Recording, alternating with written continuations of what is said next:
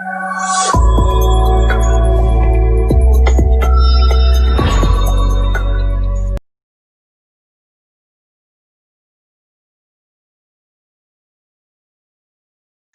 very good afternoon to all the participants who've joined into this broadcast this Friday afternoon. My guest today is a very special person, one of the most decorated fund managers in the Indian mutual fund industry, Mr. Nilesh Surana, who is the Chief Investment Officer of Mirae Global Asset Management. He's had a very distinguished career, winner of many awards by Morningstar and many other publications. His emerging blue chip fund has given some phenomenal returns and been the beneficiary of many awards. And like I said, one of the most celebrated fund managers and a very reticent one. You don't see him on public platforms very often talking about his success. And there is a reasonable amount of it behind him, I can assure you. So Nileshi, thank you so much for taking time out to join us on this broadcast today. I appreciate your time and meeting you more as an interviewer than as your sell-side analyst today. But good to see you. I hope things are safe and things have been well through the lockdown. Yeah, thanks Rahul for inviting me for this program. Thanks Nirmal Bang, and thanks for a quite generous introduction. And I also hope that everything is safe in your company and with you. Yeah. Absolutely, sir. So the first question I want to ask you is, you've done your mechanical engineering and you've done your MBA, and now you are one of the most decorated fund managers. How did this journey happen? After you did both your engineering and your MBA, at what point did you decide to be a fund manager, and how has your journey been from the time you made that decision to where you are today? Yeah.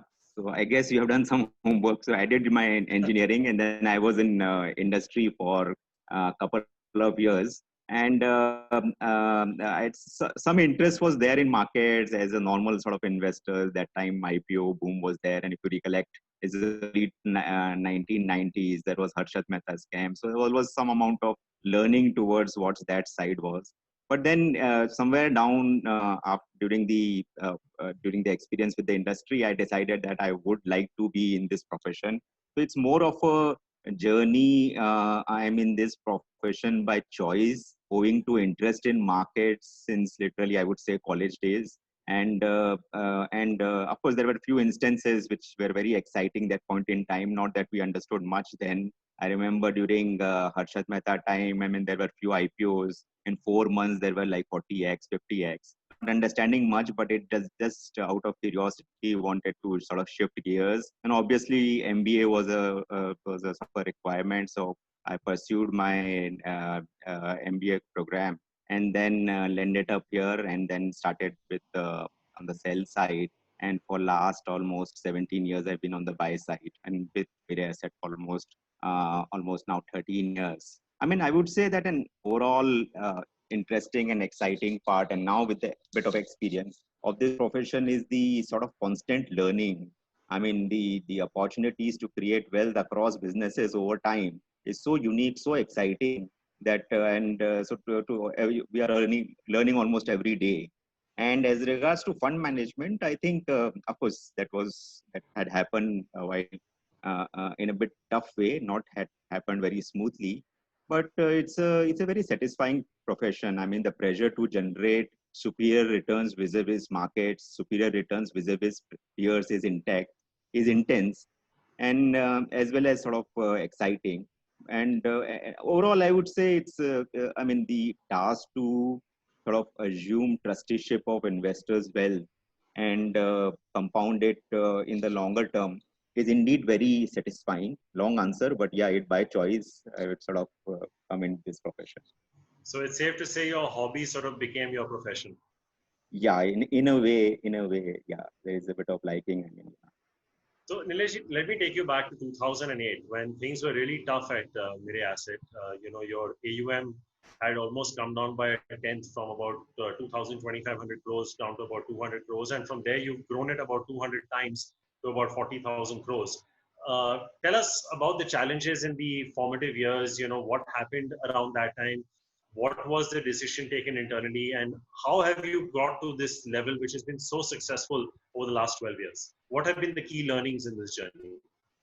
Sure. See, one is at a bit sort of tailwind and which has nothing to do with mere asset, but for the industry, I think we should know the contours of it. It is hugely underpenetrated. So whether X, Y, Z, but over time, if anyone who gets the act together and is able to do certain things, there is large opportunity. I mean, at the end of the day, we are talking of equity AUM of around 5% of GDP. I mean, this is cumulative equity AUM in equal fund, in mutual fund is ballpark around 5% of GDP, very less. I mean, developed market, it is as high as 60 odd percent. Other, even in developing nations, is much bigger sort of number. I mean, other way to look at it is one single company's market cap is probably more than the entire wealth, including NAV appreciation. Some of the funds have been 100x over 25 years. I mean, all put together is still similar number. So it's a usually, whichever way we slice it, it's a very beautiful long-term business would grow over time. So that was always there, and it would have its phases. That is one part of the tailwind. The other tailwind, I would say, is over at least in last 10, 15 years, we have seen maturity in the ecosystem. Manufacturers, channel partners, and investors all are now looking at more longer term. I mean, event like this, otherwise you would have seen a huge sell-off or SIP closure. It's been showing a lot of maturity. People are happy with double-digit return on a 3-5 year basis over time. So just to put in sort of context that, and obviously the branding and performance takes sort of time. So when we came in 2008, I mean, the instance which you mentioned, that is probably including fixed income. On equity side, it was a slow grind, rightfully so, because no one can say that we will deliver better performance. No one can say it unless you actually deliver it. So it takes 3 to 5, 7 years for the channel partners or the agencies to recognize that that is one. Same goes with the sales, distribution, and the brand part. That also takes sort of bit of time. And also the fact that post the global crisis between 2008 to 2014, for the next 6 years, Indians didn't invest in equities. I mean, if I put broad numbers in context, I think there was outflow of 50-60,000 crores over the 5-year period. And in that period, FIs put in 6 lakh crore. I mean, they invested 100 billion, Indians withdrew. And of course, that pent up came up subsequently. But towards, I think, after 4-5 years of establishing some of the products, the large cap fund, you mentioned about emerging, which was launched in July, it's completing 10 years next 2 weeks. And so that also, when it completed 3 years and all, I think towards 2013-14, and when the tide turned, we started getting market share. And over time, of course, all the building blocks were important, including performance in the last, say, 12-13 year journey. We never had a bad period. I mean, if you look at rolling, whether it is 3 or 5 year number, we never were like in Q4 or drastically down. So that also created bit of space for many players, including us. So I think avoiding big mistakes have been there, but avoiding big mistake and reasonable consistency did create space and some sort of pull, and particularly in one of the products which we mentioned, but across the board. And thereafter, it has been a bit satisfactory in terms of inching on the market share over that. So this is appears a very good business. It is indeed beautiful in terms of all the parameters, but it's a bit difficult. I mean, getting first 2000, in fact, but getting first 200 itself is so difficult. Next 2000 is different challenges. And then once you get a sort of you get on growing, then it is relatively, it's not that it will have different challenges, but it is relatively easy. I remember 180 to 200, it took us 6 months. 180 crore to 200 crore. I'm talking of pure equities. And we were in 2014 sub about 1,500 crore of equity. So most of the growth happened post that, when the tide turned and when money came in the markets also. Yeah, I guess there's always that inflection point in any business, Nileshji. Once you cross that threshold, it's something that we discuss internally when we discuss our numbers also, as to, when we cross a certain threshold, then the multiplier effect creeps in quite a material way. But you make an interesting observation that, you've not seen any kind of outflows in this crisis. Now, you've had a fairly dramatic 3 months. The index falling 40% and the index, coming up 40% also. Yeah. Do you think that we are at some sort of an inflection point as far as investing in mutual funds is concerned? Obviously, I take your point on penetration, but the fact that we've not seen the kind of outflows one would have expected with the way the market fell, that the mutual fund industry as a whole is at an inflection point, and it could, like you were discussing, the multiplier effect, this penetration number could actually go up much faster from here on. So there is a room for it. I mean, the macro context, whichever way they said, the absolute penetration level is less. Otherwise, the industry cannot be 5% of the GDP. And this is the AUM. I'm not talking of the recurring profit. And out of 22 lakh crore of yearly savings on our size of the GDP, a very small percentage come to equity. The equities have to come in. Now, what will be the inflection point and all is very difficult to sort of say, but that opportunity clearly sort of exists. Unless there are, and the most important thing is how this SIP has evolved, right? I mean, I can slice the inflows into two pieces, a bit of discretionary and non-discretionary. SIP, clearly people are willing to write checks for 5, 10, 15, 20 years, in fact, more. Whereas the discretionary was actually soft pre-COVID also, the lump sum part.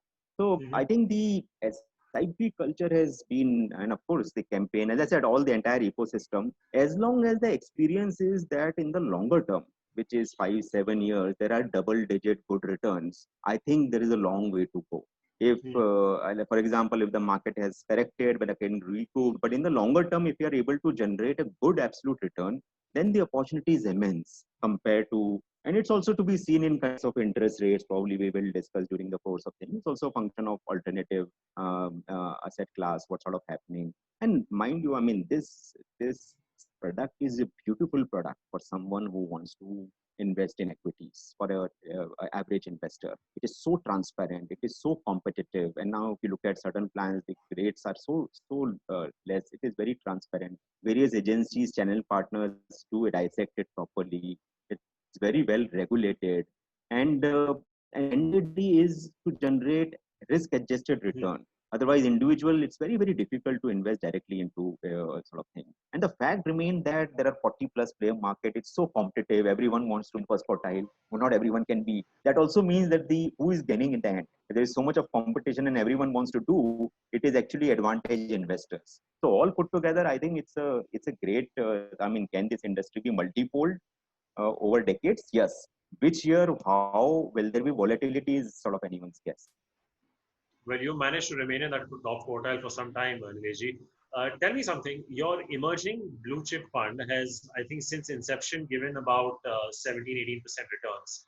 Your large cap fund has given about 13%. Your great consumer fund has given about 13%.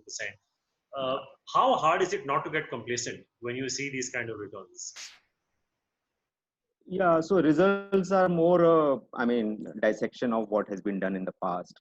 See, actually, everyone, I mean, first of all, there is a mandate, there is an investment philosophy, there is a particular style, both in terms of stock selection and portfolio construction. And I think, as you would have read the book, Only the Paranoid Survive. I mean, when you are doing well, you should assume that you are not doing so well, and you should be equally agile in terms of two aspects which are very crucial in this. On the technical side, one is on the stock selection. Is there anything wrong in the investee company, even when they are doing well? I mean, the basic hygiene, maintenance part of it. And also the portfolio construct. And the portfolio construct should not be that the past, whatever performance is sort of impairing or taking excessive risk. No sector, stock, style, theme should have disproportionate. I mean, in terms of the overall construction. So I think one should not be, it's only when then we are in fourth quartile or not doing well, that time that all the risk measure comes in of the organization or fund manager becomes much more agile. I normally talk to my team and say that we should always assume that whatever is the ranking in the past, first of all, we are as good as yesterday. I mean, tomorrow is a different day, so we have to be agile on that. And secondly, we have to always look at very carefully each of the investee companies and the portfolio construct. So while past returns have been satisfactory, as the disclaimer rightfully says, it is not a guarantee of the future return. But as long as, I mean, what we try to communicate, and there are very well managed funds, etc., is there is a template in terms of portfolio construction. There is an investment philosophy in terms of stock selection, and that will be maintained. Returns are a resultant of these two parameters. I'm just going to extend an analogy to cricket, Nilesh. I remember Virat Kohli, before he became captain, said that insecurity is one of the biggest things that keeps me going. If I'm not insecure, my performance will start getting complacent. And after he became captain and he scored all those centuries, despite that, he said, I'm only as good as my previous innings. So it's just sort of a cricketing analogy to what you just said on both fronts. But Just one point before probably you ask. I mean, there's a lot of sure. discussion on me. I mean, when I and file some of us case, ultimately it's not linked to an individual and a person or so. It's a lot to do with team research Oh, analysis, absolutely. their acquisition, and all. So Yeah, it's never an individual. I buy that point. Unless I mean, even an individual sport is not about an individual. So I buy that point totally, Nilesh. Now we were discussing three of your specific funds that have done really well over the years. How does Mr. Nilesh Khurana and his team go about picking a stock? What are the most important criteria? Because eventually that is what has given you your performance. I mean, what to what extent, to what rigor do you go through before you actually pick out something? sure, sure. So, see, basically, when you look at a stock, it's like a bit of owning the business. Someone else is running it. So, let me put some of the filters in terms of three buckets, in terms of which business to select. What are the parameters you look at on the management side, and third on the valuation. So, these are the three aspects which we have to carefully dissect before making a in terms of a new ideation, or also maintenance of the existing industry, which is business analysis, management analysis, and valuation part. So on business part, I mean, there are two important filters, and remaining is probably derived from that. One is obviously equity is all about growth, so we should look at growth. I mean, growth is sort of important. When I say growth, it need not be high teens or 20, 25, 30%. It should be at least double digit growth. It should be at least twice the real GDP growth. So 10, 15%, longevity of the growth, sustainability of the growth. So we don't start with anything just because it is cheap, but it is not growing. So that's a value trap. So growth, there is a growth filter, which is, let's say 10, 12, and higher the better. Higher teens, mid teens, and much better. Second is the character of growth, which can be defined very easily by the return on capital employed, which is pre-tax what you are making to the capital intensity. So here again, one has to put in a filter, and again, equity is all about risk. So you have to look at the risk-free rate and add to it. Well, let's say 15% pre-tax is the a good number to look at in terms of your discounting of that. So anything more than which is earning return on capital employed more than 15% and has growth is what you sort of look at it. Lot of factors which we talk about that the management should, I mean, it should have moats around the business. Uh, all that is possible is not possible unless you have a, let's say, a good ROCE also. Mm-hmm. So I think these are the two sort of parameters on the business selection. On the management part is slightly qualitative, but Rahul, interesting, and you have been in the market so long and you've been tracking it. I think India, and it's globally, but it's so interesting to see that across sectors, you see so much variance in return. A 10-year return of the largest private bank versus largest government bank, or we look at any healthcare. I mean, a cement company, one is 20x, one is 2x, similar governance. So, I mean, so that means that there is another factor apart from obviously growth, ROI is one. In terms of how do you select, it's like starting a business, but you're giving it someone else to run. So, as Buffett said, integrity, intellect, and energy in that order. So that's an obvious hygiene part that you have to look at businesses where you are the promoter is in same boat, capital allocation, all that is sort of it takes marks in green. What is equally important in management evaluation, because it's slightly subjective, is also to look at the thought leadership of the management, how the bandwidth is there. And for example, dislocation which we are seeing, demonetization, GST, now one of the biggest dislocation which is going this pandemic.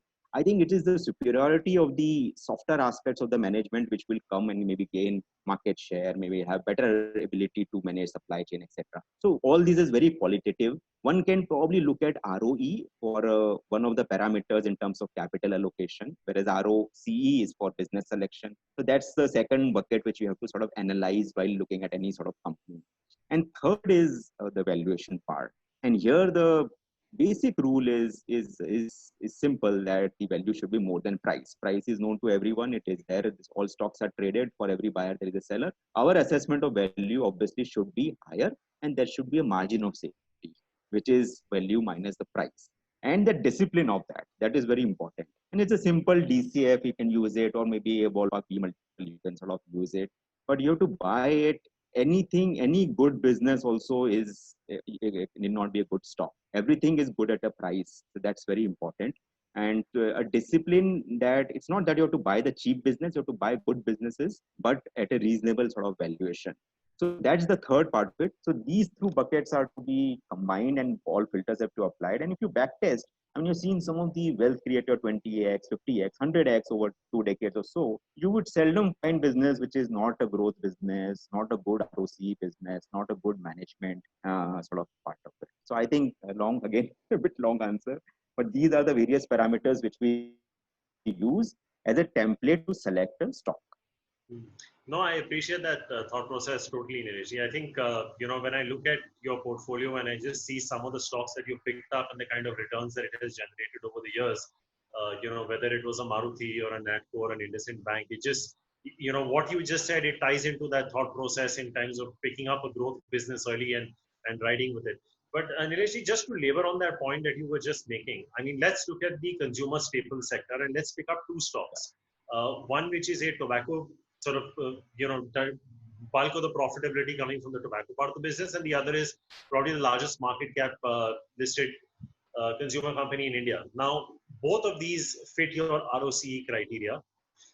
The growth rate of the largest has probably been better than the tobacco business, but one seems to present more value than the other, and the other seems to be at a very high valuation. Now, independently, when you look at these two businesses, if you were presenting a case study in school, how would you advise people to look at both ends of the spectrum? Because one is literally half the valuation of the other. Yeah, you're right. One is not gone anywhere for 5 years. Another, the largest stock is almost 10x in last 10 years. So on the FMCG company, which is the staples non-tobacco sort of company, I think it's a classic case where market is not about fast growth and ROCE. It is also, sorry, not ROC, because ROC in a FMCG company is very high. It is about incremental improvement in growth, incremental improvement in margins. So that's a company which has beautifully done transitioned over last 5 years, every year increasing margins. So that delivery has been extremely better than what it was historically. Maybe because of tailwinds of some of the dislocation, maybe because of superior management sort of a thing, but that is, they have delivered. And probably that space also in general, as Rahul you will mention, except, I mean, you would know it, that post global crisis for various reasons, that is not the cheapest of it. So this being the leader, obviously ever rated at a premium valuation in absolute term, not comparing with the tobacco company. The tobacco company, of course, there are 2-3 things. First is the fact itself that there is one variable of taxation which has derailed the story. If you remember, that company actually has been very consistent 15-17% cigarette EBIT growth for 1.5-2 decades prior to last 4-5 years. So it was a very, I mean, people thought to extrapolate it, but excessive taxation and the price increase to constantly to meet obviously the goal of cigarette EBIT obviously sort of dented that story. It was always regarded as a, let's say, 15% growth over time across pricing power is still there, but that thing got dented. That is one. Second is a bit on the ESG part, also has sort of a bit of debate on that. Some of the investors were not looking at ESG, let's say a decade back or 5 years back or so. Third is also that relatively between the two, I think one is pure FMCG with a 80-90% or more ROCE, full dividend payout. Others had certain other businesses which are yet to be sort of proven. And of course, in the process, because of liking, disliking, one is more a growth at a reasonable pace or whatever sort of story. And others have come in more in the value sort of story. When do you think you're paying too much for a company, Nilesh? If it's a company that's, say, growing its EBITDA and its bottom line by, say, 15-16%, and it's quoting at, more than 45 times 1 year forward earnings or 50, how do you approach that? I mean, at what point do you say I'm paying too much and yet not have that left out feeling that stock will probably still continue to grow? Correct.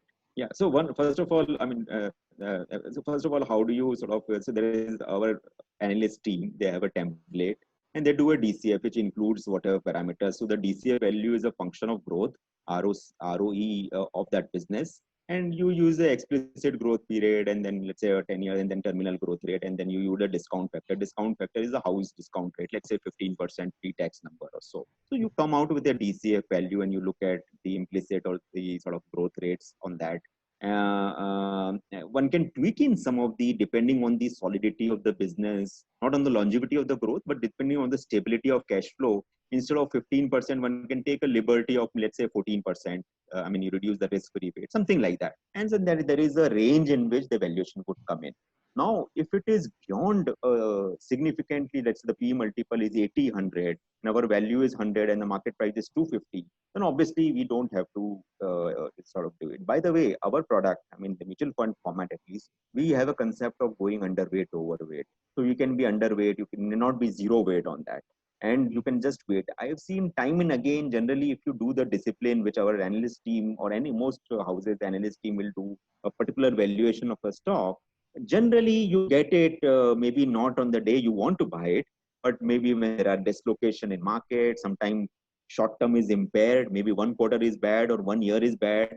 All good companies go through a bad patch. We have seen healthcare recently, we have seen largest car company 2-3 times. In general, if you're patient, you may get it closer to the DCF or the value which you have prescribed by the analyst in terms of the framework of ROE and growth. And you have to stick to that. When I said initially in terms of stock selection, sticking to that is important. Okay, we can, if you are a 5-10 year investor, you can overpay for 1 year, you can overpay for 1.5 years, or you can reduce the discount rate by 100 basis points. Not beyond that. There is a range of that, and go underweight or overweight and weight. It is just like, but when you get the same company, when you get it cheap, just like you, let's say, recent example obviously is March sort of thing because of markets. But for various other reasons, as I've given many a times, you get even good franchise through difficult period at a good valuation, or you are early identify it. That time you can sort of buy it. But at the end of the day, as I said, all three factors, business, management, valuation, have risk reward associated to it. We can't say that we'll buy everything is good, but we'll buy $1 for $1.50. So that discipline obviously has to be maintained. And your question, when, how, it is actually very bit, not also technical, but it is very slightly scientific in terms of it is a job of the analyst and the template of what the DCF valuation of a particular business is. Nilesh, I'm going to ask you a slightly detailed question here for where it doesn't apply. So we've spoken about data points that people will have when they analyze companies. Yes. What when you don't have those data points and those companies land up becoming really big? Let me give you 3 or 4 examples. Let's say a V-Guard vis-a-vis a Havells, or an Inox vis-a-vis a PVR, or an Amara Raja vis-a-vis an Exide, or a Relaxo vis-a-vis a Bata. Now, when you start analyzing these companies, when institutional investors would have bought them, they would not have had the financial parameters that you have spoken about. Sure. How does one, sort of identify these companies that these are going to challenge the industry leaders, maybe get close to them, or maybe even overtake them? Yeah, absolutely. So market is very bottom up, and you gave all these examples, and there are huge examples. By the way, one of them we have a very good experience. One of the battery company which we bought it at the start of the fund was actually almost 40x, and the leader was down 25-30%. So the point is, when we talked about what are the, by the way. Yeah, okay, a lot of research you would have done. So what I am saying is I also have a research team, Nilesh.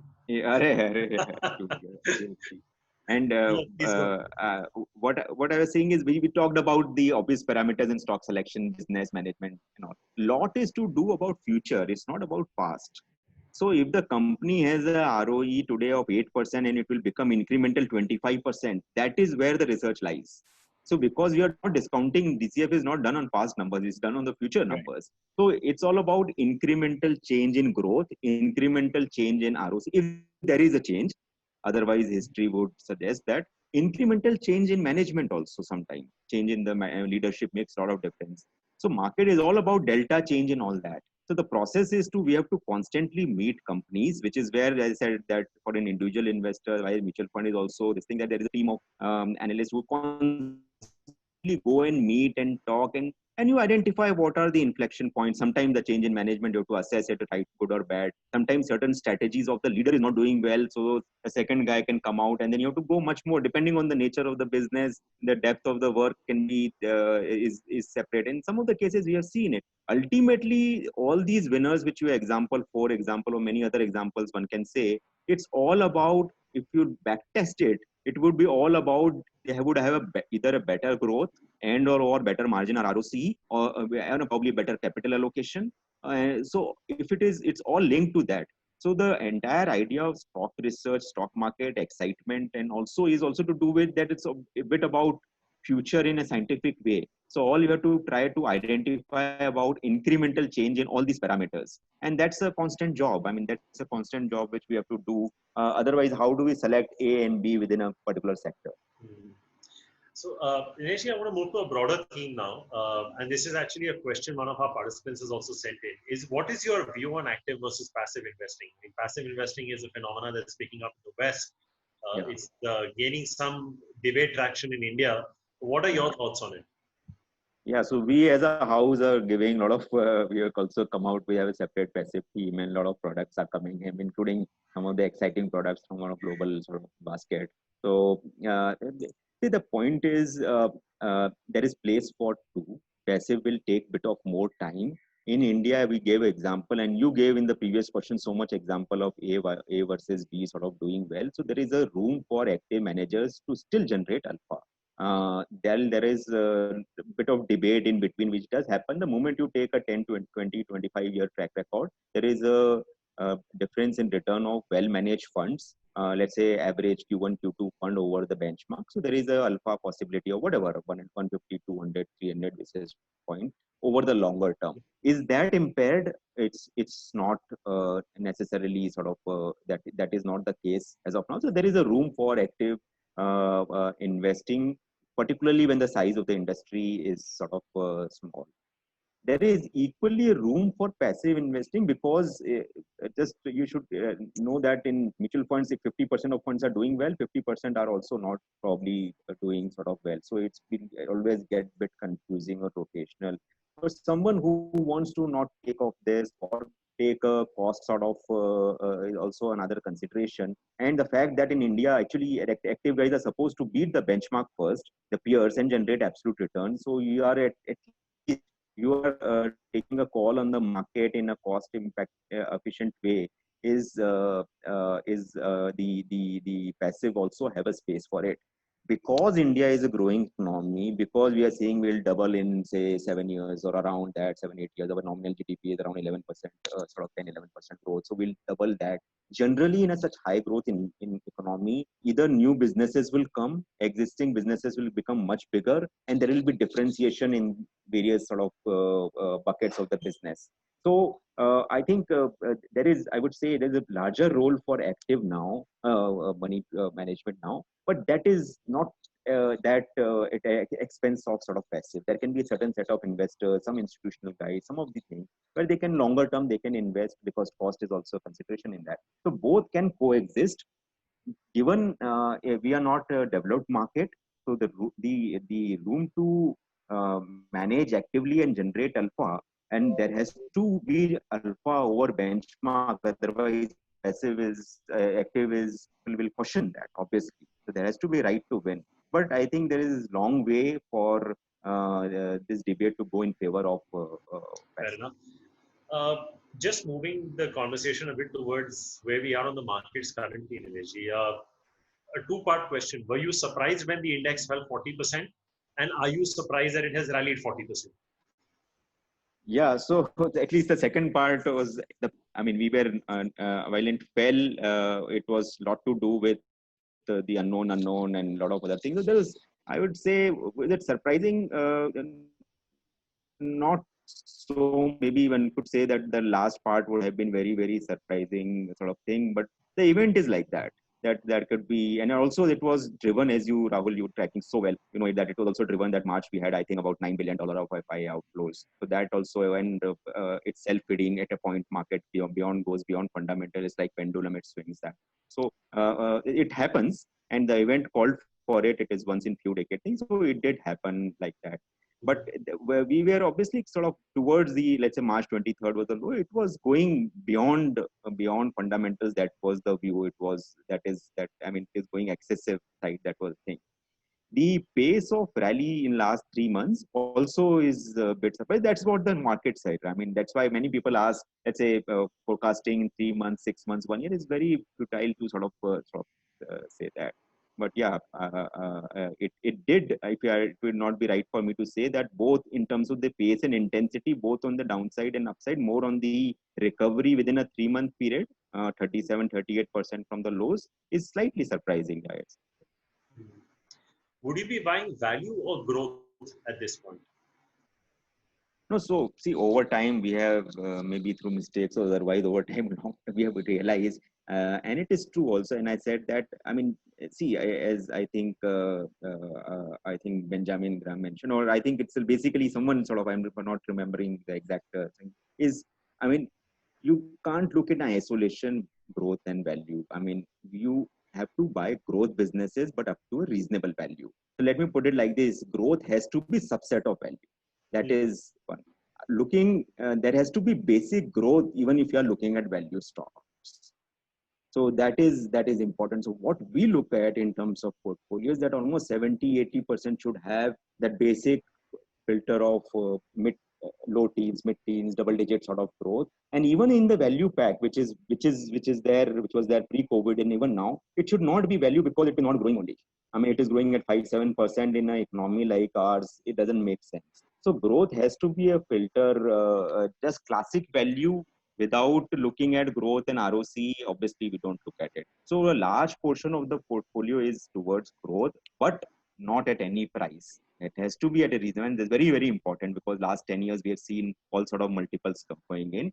And even if you are buying relatively low growth business, I mean, a sort of value pocket within the portfolio, it should also have basic filters of growth. Hmm. Nilesh, you must have spoken to a lot of companies over the last month or two. I want your view on the economy. Is the worst genuinely behind us, or is the market in this rally mispricing growth? And sort of we need to be sort of prepared for maybe more negative surprises. How are you reading the economic situation? Yeah. So the from the companies, the general commentary is January, February things were improving.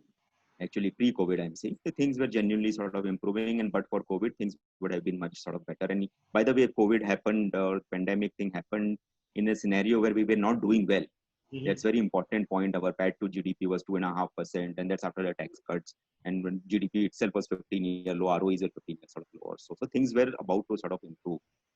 What we are seeing generally is that rural is doing well, the rural side of it because of crop, and even the recent kharif sowing is good. We are seeing that in fertilizer sales and all. Government is spending on that front. Government has not put too much of money to handle the crisis, but whatever it is, a large portion has gone towards rural infra, and also rural is doing reasonably sort of well. The other thing, which is not exactly commentary from from companies necessarily, is also the fact that interest rates have been coming down.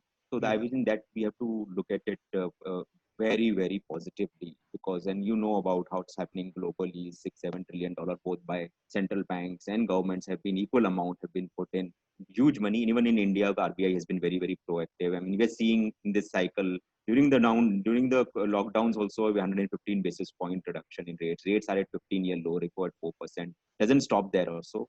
I think one important thing, and it is correlated to this question and not and so also sort of gel with in terms of the where we see things forward, is I think one of the levers would be, while there are moving parts, but one of the levers on as things stabilize on the virus sort of front would be interest rates. I think it's very, very important. One single macro, which is extremely important, it impacts in three ways. It impacts the demand of rate sensitive thing today. Okay, there is virus and all, but otherwise you will obviously many rate sensitive housing loan, car loans. I mean, the rates have play a role in the demand part. There is a conversion of EBITDA into cash flow because of the same debt get at lower reprice, and there is a transmission happening on that. And third is at the end of the day, while this entire COVID has disrupted, let's say the assumption is that 1 year is lost, 1 year is erratic, or 1.5 years is lost. At the same second thing is when you value a business on DCF, the while we remove 1 or 2 year of numbers in terms of lower growth or less growth, or in some cases no growth, the value fall is about say whatever, depending on it's a complex thing, 5-10%. But at the same time, you have to also lower the cost of discounting. You can't have a 200 basis point reduction in rate and the same rate if I'm discounting at 15%. We are living in a lower interest rate world. Globally, it has enough been said on that. Recently, the comment from Fed itself was by even in 2022, they may not raise it. So it's low plus long for longer is there.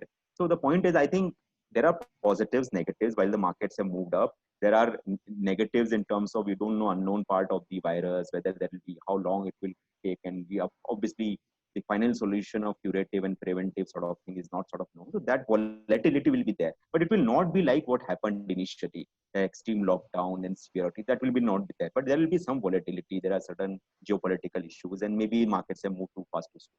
Some in substance, I think interest rates, low oil prices, rural would help stabilize, and that's why we don't see testing of the previous sort of panic sort of situation. Can there be volatility? Can there be correction, which can be 5-7%? That could be there in the market. But because the fact that we were not doing well even pre-crisis, we see the normalcy whenever it is come. There is a value in the market from a longer term perspective. And all these factors which I mentioned, the positive side, would help in generating decent, I mean, reasonable return, but in the longer term. Nilesh, long back when I was in college, one of the ways that we used to look at price to earnings multiple was just inverse the bond yield. So you are at about 6% right now, which should imply that the market should be okay giving 16, 17 multiple. Given that FY21 earnings are pretty much a washout, in your own internal projections for your portfolio companies, do you think we are just about okay where we are, given what the earnings projections might be and what the bond yield is indicating right now? Yeah. So the first of all, as a house, we are not dissecting too much FY21 because it will be first half will be so erratic and all over the place, and second half will go towards the recovery. So it will not reflect anything in many of the businesses, particularly the hard-hit businesses. And many of those businesses have given, in fact, some of the businesses, IT and all, have given guidance that okay, there's a 5-year loss of growth. They will reach in after 5 quarters, not 5 years, 5 quarter, they will come back. So most of it will be over in FY21. That's an important assumption. So let's look at FY22. When you look at the growth, then, I mean, even if I look at consensus number today, this is not our house number. If you look at it, we are expecting over FY20, FY22 number about 37-38% growth. And obviously, FY21 will be very sort of erratic. And when we gel that with the P multiples and all, it is actually reasonable. See, Rahul, what I was mentioning earlier, that we entered the crisis when the economy was not doing well. Right. If as a country we were supposed, I mean, if you look at PAT to GDP range of 4 to 4.5%, we were at 2.5%, and that too because of tax cuts. So it was auto a 20-year low and all. So whenever normalcy happened, if you compare it to FY20, there is a long wait for it to. That's why I don't see a very sharp sustained correction, because it's not that there is a party going on. A lot of businesses ROEs are better all time high. When you look at themes, Nileshji, in one of your previous answers, you said the rural part of the economy is doing well. You spoke about the fact that we had a good crop. Is that a good theme to be playing? And then once you identify that theme, then you can drill it down to stocks and sectors. But when I talk to a lot of fund managers, they've started looking at the rural theme because you had a good crop, good monsoon. The next crop is expected to be good. NREGA payouts have been all right. Some of these migrant workers have been put back to work on a daily wage basis. So is this something that could emerge as a good theme, say, for the next 18 to 24 months, you think? So this particularly, I think partly generally it's sort of played out also, and it happens. So you can't always sort of look at. See, when we look at in general, specifically on rural, it's a combination of theme which is a bit of top down and bottom up. Ultimately, investment case is made only on bottom up, and top down obviously is a part of it, but it's not the only part of it. Because sometimes if the theme is very powerful, but unless it is a multi-year theme, I mean, which is a multi-year sort of thing, and it is very at an early stage, then obviously one can obviously look at it. But it's always a combination of that. Between the two, the bottom up is much more important in our view than top down sort of. Apart from annual reports and meeting companies, Nileshji, any interesting books that you've picked up on that is, interesting that we could sort of, I could potentially read myself or recommend going forward? Recently is I think the India Unlimited, as I've been sort of reading that. But yeah, I mean, particularly from a stock perspective, it's more to do with its annual report season. So that takes a bit of time. And how's the lockdown been for you at home beyond work? Have you picked up any cooking? Yeah, a bit, surprisingly. You have. Yeah, like many of probably that's been sort of interesting revelation. It's been interesting actually in our line, Rahul, and now of you, we can sort of you are on the sell side, we're on the buy side. Actually, lockdown has improved the productivity. I mean, it's improved the It has. productivity more so because the engagement with companies have been that's not been diluted. You slightly spend time more efficiently. The team also has been doing in terms of research analysis. There's a lot of time at ease to work, and as a basic discipline, I think it's beautifully sort of transition. It's not impacted in any which ways negatively. Just the hours of working have gone up, Nilesh. Yeah, that That's the depends only on one. individual discipline. Yeah, Yeah, yeah. well, it's been fascinating chatting, Nilesh. Thank you so much for giving your time. I hope you enjoyed being on. I mean, a different side to you. Thoroughly enjoyed. Yeah, thoroughly enjoyed, Rahul. Thanks for inviting. Thank you Entirely so my much. pleasure. Stay safe. Hopefully, I'll see you soon once this lockdown is lifted. Thank you very much. Yeah. Bye. Thank you so much, Nilesh. Bye. Stay safe. Thanks a lot.